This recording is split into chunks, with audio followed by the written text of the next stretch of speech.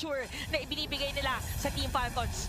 Pressure and damage matutunan. Oy, penalty zone play! Napagandang penalty zone. Grabe naman talaga si Ludwig para talagang gusto niyang tabiin ang mga players dito na Team Falcons. May one charge pa para kay Giboy. Grabe yung layer skills na ipinapakita ngayon dito ng Fnatic Onyx. Merong isang minion na pwedeng gamitin para mag-push ng Torre. Pero more on the safer side ang gustong gawin ng Fnatic Onyx.